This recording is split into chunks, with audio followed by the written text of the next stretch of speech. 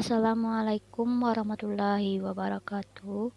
Perkenalkan, nama saya Isti Rahmanda, NIM 1914070011, jurusan PGMIA BP 19, UIN Imam Bonjol Padang, dengan dosen pengampu Ibu Miliasari, SPD MSI. Pada video kali ini saya akan membahas tentang materi yang pertama, yaitu instrumen online dan offline untuk penelitian deskriptif dan korelasi. Merupakan satu angket. Penelitian kuantitatif metodologi kuantitatif sangat dekat dengan angka-angka hasil menarik dari data yang didapatkan tersebut. Biayanya dikumpulkan dengan angket penelitian. Digunakan untuk pengumpulan data tentang permasalahan yang diajukan sebelumnya. 2. Wawancara. Dalam instrumen ini, peneliti melakukan wawancara yang dilakukan secara lisan dengan pertemuan luring. 3. Uji realibilitas. Reliability soal atau pertanyaan yang dimaksud untuk melihat konsisten soal dalam mengukur respon siswa. Dan terakhir, 4. Analisis validitas instrumen, yakni suatu ukuran yang mengukur tingkat keabsahan atau kesahihan suatu instrumen. Materi kedua tentang instrumen online untuk penelitian R dan D. Yang pertama, jenis instrumen meliputi instrumen angket, tanggapan, instrumen tes penguasaan konsep, instrumen skala sikap, web online pembelajaran. Pengujian instrumen meliputi uji validitas, merupakan ukuran kesahihan suatu instrumen sehingga mampu mengukur apa yang harus diukur.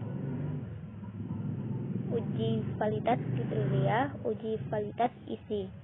Uji tingkat kesukaran soal dilakukan untuk mengetahui apakah butir soal tergolong sukar, sedang, atau mudah yang dihitung melalui persamaan. Uji reliabilitas bertujuan untuk menguji tingkat kejagaan soal yang digunakan.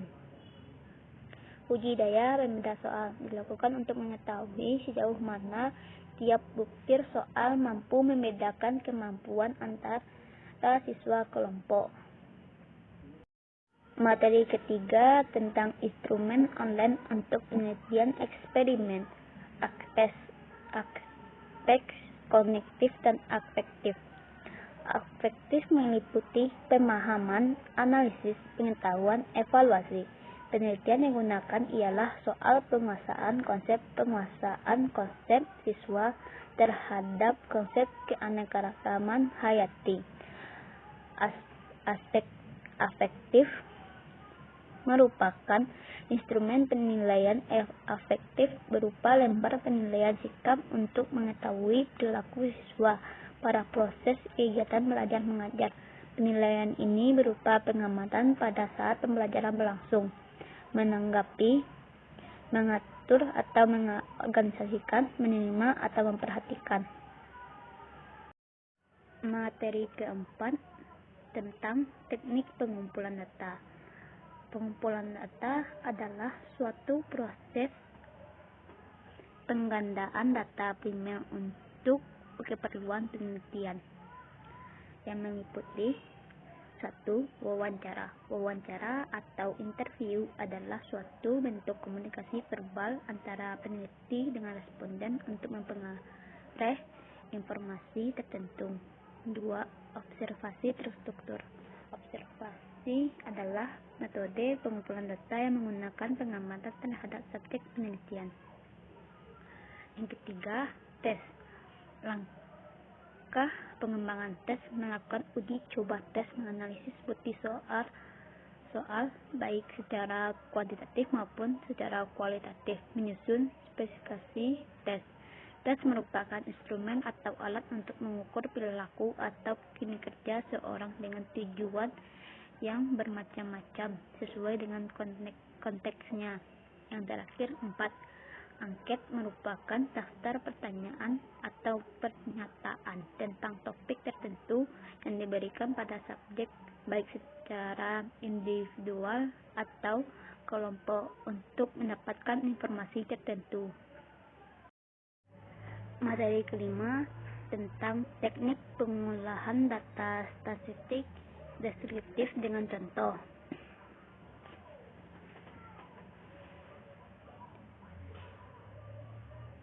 Kegiatan penelitian yang terpenting adalah pengumpulan data.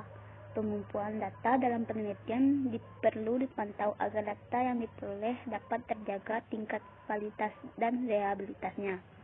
Menyusun instrumen adalah pekerjaan terpenting di dalam langkah penelitian, tetapi mengumpulkan data jauh lebih penting lagi, terutama jika peneliti menggunakan metode yang rawan terhadap masuknya unsur subjek peneliti.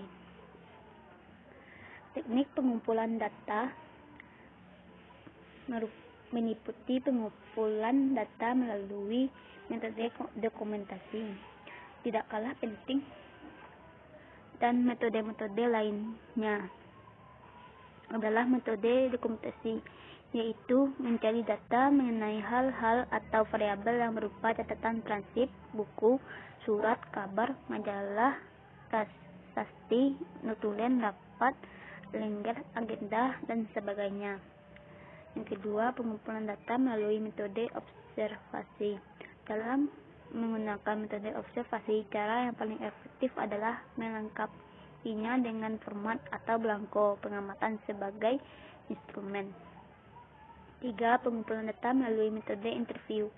Penggunaan metode interview memerlukan waktu yang cukup lama untuk pengumpulan data dibandingkan dengan mendengarkan angket. Kepada respon interview sangat rumit. Yang keempat, pengumpulan data melalui kuesioner atau angket. Sebagian besar peneliti umumnya menggunakan kuesioner sebagai metode yang dipilih untuk mengumpulkan data. Contoh dari teknik pengumpulan data: lembar hasil angket, hasil catatan atau observasi lapangan, dan dokumen. Materi ke-6 tentang teknik pengolahan data statistik diferensial hingga uji hipotesis dengan uji T, uji F, dan uji R. Uji T dikenal dengan uji parsial, yaitu untuk menguji bagaimana pengaruh masing-masing variabel bebasnya secara sendiri-sendiri terhadap variabel terdekatnya. Uji R koefisien determinan menunjukkan suatu proporsi dari varian yang dapat diterangkan oleh persamaan regresi terhadap varian total. Cara melakukan uji F. Uji F dapat dilakukan dengan membandingkan F hitung dengan tabel F tabel dengan Excel. Jika dihitung dari F tabel, maka model signifikan atau bisa dilihat dalam kolom signifikan pada ANOVA. Olahan dengan SPSS digunakan regresi dengan metode enter atau full model. Analisis varian atau uji F menggunakan sebuah alat uji statistik yang digunakan untuk menguji hipotesis komparatif sampel bila datanya berada pada skala interval atau rasio. Pengujian menggunakan alfa ini tergolong dalam uji perbandingan yang bertujuan untuk membandingkan apakah rata-rata tiga kelompok yang diuji berbeda secara signifikan atau tidak.